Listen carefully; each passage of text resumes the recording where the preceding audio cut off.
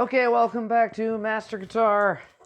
We're on the Journey to Shred one, and this is probably one of the worst days of the year to film this one because my hands are cold. It's 50-something degrees out in my little workshop, and it's freezing.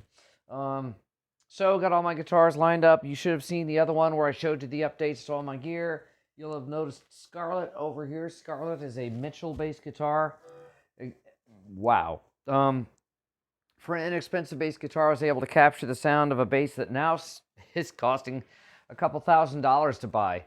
There's no reason in the world why a Gibson Grabber should be $2,000. Sorry. Just, there's no reason. I bought my first one for $600, and everyone was like, you paid $600 for a bass guitar? Yeah, man, it's a Gibson. And of course, everyone back then was like, whatever. Okay, so not so much playing one. Well, it's a playing one. We'll just get tuned up real quick. Low E, A, D, G, B, and E. All right, get yourself tuned up, ready to go. All right, you should have on your warm-ups, you should have the 4s. You should have your 3s. Should have your major scale.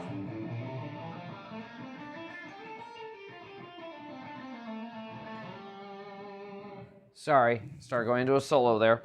Then you should have your 2nd 7th drills.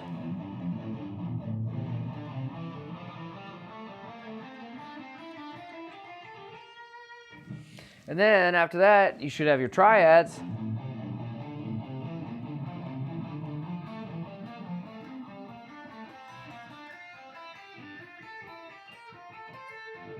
Then you should have your groups of 4s.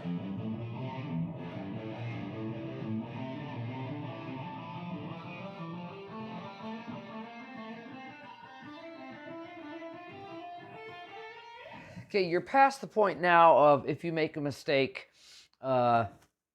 repeat from the beginning, move on from there. That's only about the first 2 months of the Journey to Shred. Once you're done with that, it's time to move on because now I'm just going to keep adding on and adding on. There is daylight at the end of this, I guarantee. If you spend 1 year of serious guitar woodshed, 1 year, and just kind of maintain it with a little bit of daily practice, you reach a point where you don't have to spend as much time warming up ever. I'm cold. Did I mention I'm cold? My nose is running, my feet are cold, I've lost feeling in my toes, and my fingers are slow today.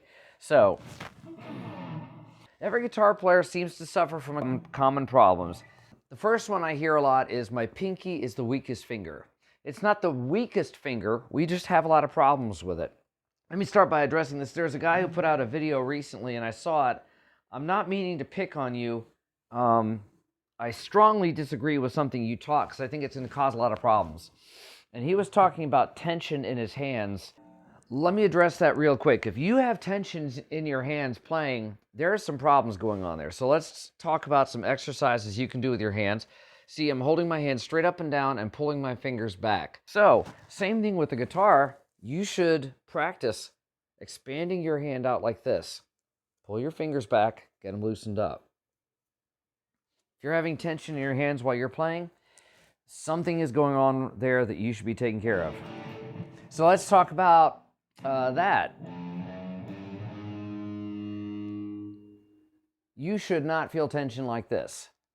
Don't do a Vito Bratta, by the way, and do this where you're holding the guitar backwards like that and playing. Bad. Bad, bad, bad, bad, bad, bad, bad. Bad. Because it's so cold in here. All right, don't do that. I don't care if someone says it's a game changer. It's not a game changer. You shouldn't feel tension in your hands.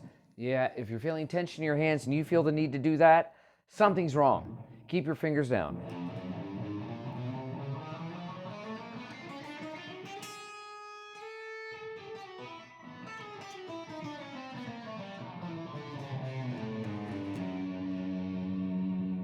So the weakest finger on your hand is not your pinky. It is actually your ring finger.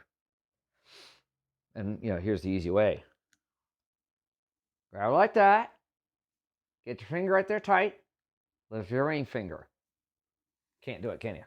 All right, so now let's talk about, this is everyone's biggest drawback, flyaway pinky. So what's happening is you're, no problems. Upstroke, no problems. Downstroke, no problems. And most people's pinky right now is way out here. We have been trying to fix that, and the more you do all these warm-ups, the lower you get that pinky.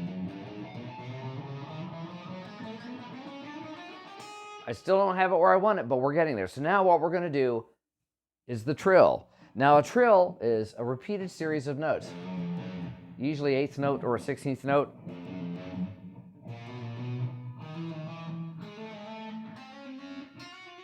So ring finger on the 1st fret. Pinky's going to hammer on, pull off, hammer on the 2nd fret.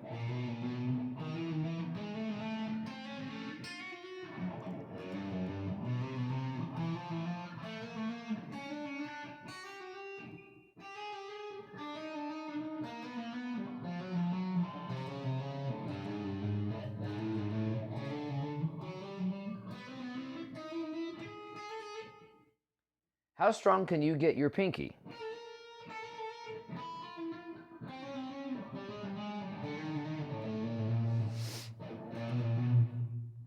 You know, for a Jackson guitar, these strings are really tense.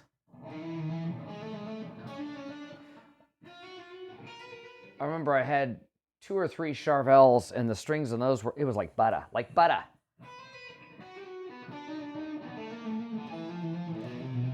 If you get your pinky really strong, this gets a lot easier.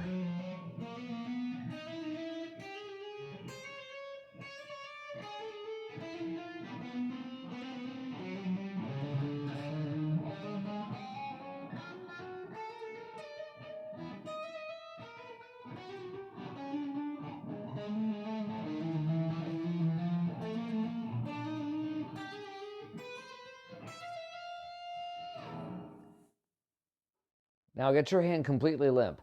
You just did this, the trill, ring finger and pinky trill, all the way up the neck. This is a workout. And remember, I'm just picking once and then doing all the hammer-ons and pull-offs. So if your hand tires out, get it limp, completely limp like that. Let it hang, fingers relaxed. Just a note, during some of these warm-ups and stuff, you may sit there afterwards and your fingers will just keep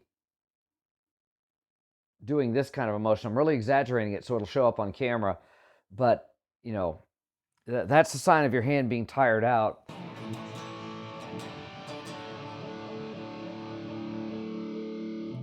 All right, so this is the problem almost every guitar player has. I don't know, 90% of the guitar players out there have this problem with the flyaway pinky. The trills will help it. All right, so just a quick video, quick workout. You do this after your groups of 4s, and this will be the close of your workout practice. Now I'm gonna do another one right after this, where I'm going to show you the multi-finger sequence. It's kind of it's a GIT thing. A lot of the stuff I've been showing you has been the Berkeley stuff, and now I'm going to go and show you the GIT one next time. And that's going to be an entire series of workouts, and it's based upon the 4s that the first ones you learn. That's really easy, huh? It gets more complicated.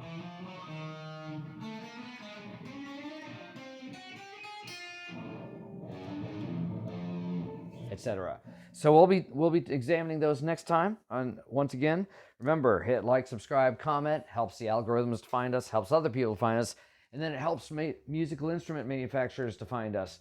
If you want me to review your guitar, it's real simple. Send me your guitar, I will review it. I will give an honest review and tell people, hey, this one's great. Hey, this one could use a little work. Hold off on this one, or it would be nice if this guitar, at some point I may try some of the more inexpensive brands, because, you know, a lot of people are interested in those, all the different kinds. There's a few kinds that are showing up, you know, Amazon and some of the other companies. And then I may try taking some of those guitars and upgrading them all into good quality pickups, good quality tuning gears, good quality bridge, and Let you see what happens with that. But most certainly, if you make a flying V, you're an inexpensive brand and you want me to evaluate it, or even better than that, if you make a very expensive flying V and you want me to evaluate that and give an honest review of it, I'll be glad to. All it requires is you send me the guitar. And I keep it. But aside from that,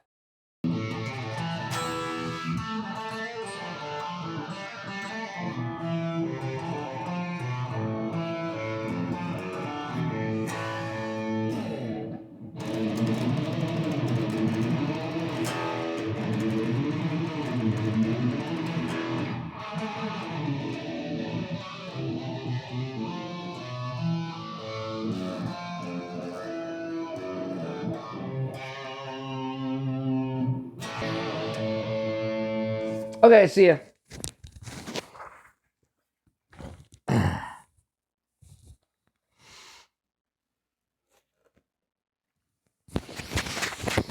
Ah.